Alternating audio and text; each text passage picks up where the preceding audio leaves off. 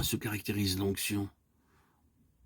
Je crois que nous pouvons dire sans risquer de nous tromper qu'elle représente le côté vocation de la présence de l'Esprit en nous. Elle est en rapport avec notre vocation, avec l'activité spirituelle qui découle de notre vocation.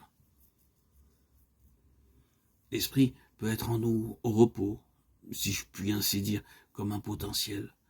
Nous pouvons exprimer la chose dans un autre sens en disant que nous pouvons avoir vis-à-vis de l'Esprit une attitude passive. L'onction, au contraire, est toujours associée à l'action et à une vocation spécifique dans le plan de Dieu. Si je n'avais pas peur qu'on se méprenne sur le sens de mes paroles, je dirais que l'onction représente le côté officiel de la vie de l'Esprit. Quand on emploie un terme comme celui-là, ceux qui n'ont pas de ministère proprement dit et qui, parce qu'ils n'ont pas de ministère proprement dit, se considèrent comme les chrétiens ordinaires, l'arrière-plan anonyme de l'œuvre de Dieu, commencent tout de suite à se représenter une classe spécialement ointe et qui est pour eux la classe officielle. Quant à eux, il semble à les entendre qu'ils restent en dehors de cette classe-là. Ils en sont encore au régime de l'ancienne alliance, avec sa distinction nettement tranchée entre ceux qui avaient reçu l'onction pour le service du sanctuaire et le reste du peuple qui n'avait pas à s'en occuper. Si vous nourrissez de telles pensées, bien-aimés, il est grand temps de vous en défaire et de voir les choses comme elles sont sous le régime de la nouvelle alliance. L'onction désormais n'est pas pour une classe privilégiée, elle est pour le peuple de Dieu tout entier. Du reste, dans la pensée de Dieu, il n'en a jamais été autrement, même sous l'ancienne alliance. Si Aaron et ses fils étaient mis à part en vertu d'une onction spéciale, il l'était à titre représentatif. Il constituait en réalité une délégation de tout le peuple. Quand Dieu jetait les regards sur eux, il voyait en eux son peuple tout entier, car en eux, tout le peuple était oint. Eux n'étaient que les représentants de l'ensemble. C'est ce qui ressort clairement du fait que tout le peuple posait les mains sur eux.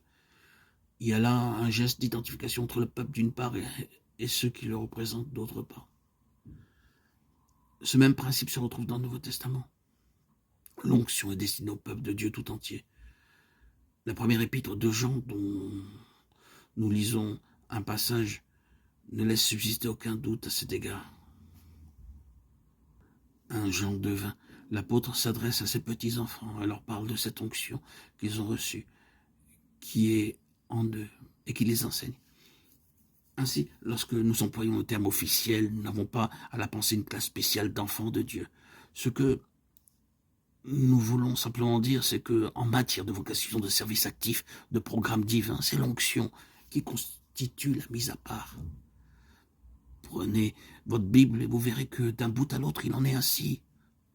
Dans l'Ancien Testament, vous verrez que partout est toujours l'onction apportée avec elle un élément d'action en rapport avec la réalisation du plan de Dieu. L'onction déterminait une action et supposait une vocation. Elle comportait pour celui qui en était l'objet une certaine position au sein de son entourage, une certaine dignité, pour ne parler que de ces caractères-là. Et c'est naturellement le Nouveau Testament qui fait ressortir la chose avec le plus d'évidence.